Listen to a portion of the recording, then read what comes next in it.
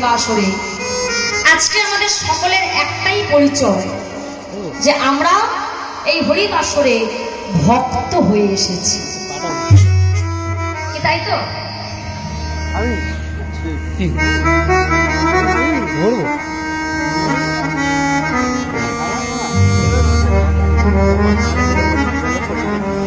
কথায় ধ্যান দেবে।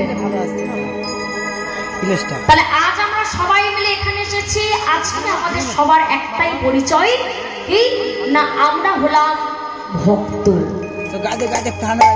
কিন্তু বলুন তো, এই যে আমরা আজকে ভক্ত হলাম, ভক্ত কাকে বলে? আগেই বলছি আমার সঙ্গে সবাই কথা বলবেন, কেন? ভক্ত কাকে বলে? বলছে কেন? যার মধ্যে ভক্তি আছে সেই হলো ভক্ত, যার মধ্যে ভক্তি আছে সে হলো ভক্ত। এখন কথা হলো, এই জগতে যে ব্যক্তির ধন সম্পত্তি বেশি আমরা তাকে বলি সেই ব্যক্তি ধনী।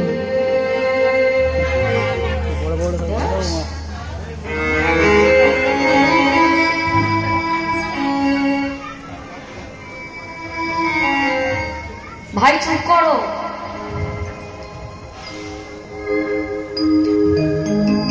প্রথমে অন্তত একটু চুপ করো, তারপরে মনের কথা বলবে। মায়ের কথায় ধ্যান দিন। কি বলছে? বলছে এ জগতে যার ধন বেশি তাকে আমরা বলি ধনী, এই জগতে যার মান বেশি হ্যাঁ তাকে আমরা সবাই বলি মানি, যাকে আমরা বেশি শ্রদ্ধা করি তাকে আমরা বলি মানি। যে ব্যক্তির জ্ঞান পাণ্ডিত্য বেশি তাকে আমরা বলি জ্ঞানী।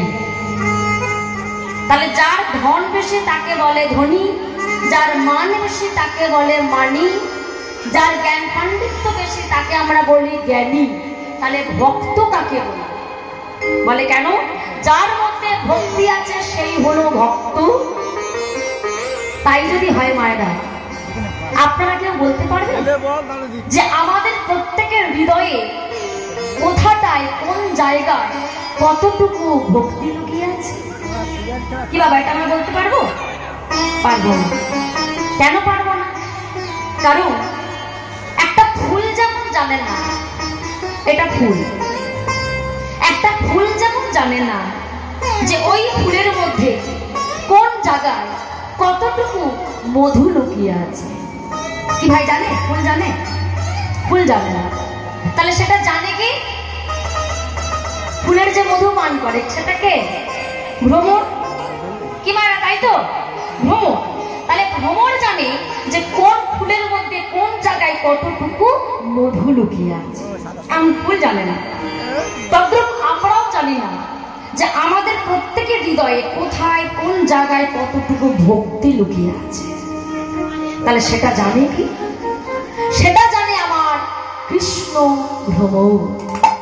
তবে আমরা বুঝতে পারবো, আমরা কখন বুঝতে পারবো যে আমরা প্রকৃত ভক্ত হতে পারছি? একটু একটু করে দেখবেন, এই কীর্তন আসরে বসে বসে, কীর্তন আসরে বসে বসে কীর্তন শ্রবণ করতে করতে কোন ভক্তের হৃদয়ে যদি কোন ভক্তের ওই দুটির নয়ন থেকে যদি অশ্রু বিগলিত হয়, কীর্তন শ্রবণ করতে করতে যদি কোনো ভক্তের নয়ন থেকে একটু অশ্রু বিগলিত হয়, তাহলে আমাদের বুঝে নিতে হবে যে আমরাও একটু একটু একটু করে ভক্ত হতে শুরু করেছি। আর এই যে হরিনাম, আজকে দুদিন ভোর আছে হরিনাম সংকীর্তন আয়োজন আমার কমিটির বাবারা করেছে। কত কষ্ট করে এত সুন্দর আয়োজন করেছে নাম যজ্ঞে, কত কীর্তনিয়ারা আসবে। এই যে আমরা হরিনাম করবো বা হরিনাম শুনবো, ওনারা হরিনাম দিলে, এই হরিনাম শুনলে আমাদের লাভটা কি? কি গো, হরিনাম শুনলে কিছু লাভ হবে তোমাদের? কি হবে? কি লক্ষ্মী ভান্ডার পাচ্ছ সবাই? হ্যাঁ হ্যাঁ কি না বলো, একটু কথা বলো। পাচ্ছ তো? তা বেশ, খুব ভালো। তাহলে এই যে লক্ষ্মী ভান্ডার আমরা মেয়েরা সব পাচ্ছি, তা হরিনাম করলে কি লক্ষ্মী ভান্ডারটা কালকের থেকে ডবল হবে? 1000 টাকা 2000 হবে? হবে না। তোমাদের ছেলেরা কি ইঞ্জিনিয়ার ব্যারিস্টার হবে? হবে না। তাহলে কি হবে বলছে, হরিনাম করলে বা হরিনাম শ্রবণ করলে কিছু হোক বা না হোক, একজন প্রকৃত পবিত্র মনের মানুষ হতে পারে।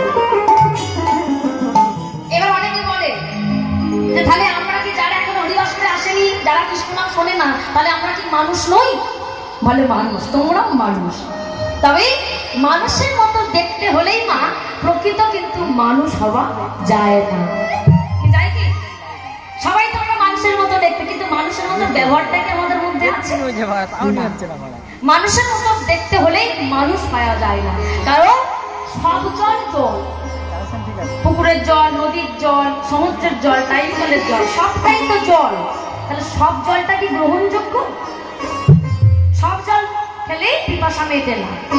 তেমনি সব মানুষ মানুষের মতো দেখতে হলেই প্রকৃত মানুষ হওয়া যায় না। আর তাই যদি হতো, সবাই যদি প্রকৃত মানুষের মতো মানুষ হতো, তাহলে আমাদের ওই কলকাতার বড় বড় বৃদ্ধাশ্রমগুলো আজকের দিনে খোলা থাকতো না। তাহলে হরিনাম শ্রবণ করলে, ভগবান শ্রবণ করলে কিছু হোক বা না হোক, আমাদের মনের জীবের, জগৎ জীবের এই চেতনাটাকা জাগরিত হয়। আর সেই চেতনাকে জাগরিত করবার জন্য আজ গোলক থেকে, আজ আমার কলিযুগে আমার ভগবান অবতীর্ণ হলে নদিয়া নবদ্বীপ মাঝে ভগবান হয়ে নয়, ভক্ত হয়ে। নিতাই গৌর কৃষ্ণের আনন্দে হরি হরি বল। ভক্তমণ্ডলী, আজ আমরা সেই আমাদের কলিযুগের ভগবান আমার গৌরাঙ্গ সুন্দর চরণে প্রণাম জানিয়ে আজ আমরা শুরু করছি কিছু হরি কথা, কিছু কৃষ্ণ কথা। তবে আজকে যাই দিন আস্বাদন হোক না কেন, সর্বপ্রথম আমাদের সবাইকে এই মনটাকে নিয়ে চলে যেতে হবে বাবা নদিয়া নবদ্বীপ ধাম। মনে রেখো কথাটা। কেন না, আগে আমাদের কলিযুগের ভগবান গৌরের ভাবটা শ্রবণ করতে হবে, তারপর আমরা লীলার মধ্যে প্রবেশ করব। জয় জয় নিতাই গৌর কৃষ্ণ আনন্দে হরি বল হরি বল।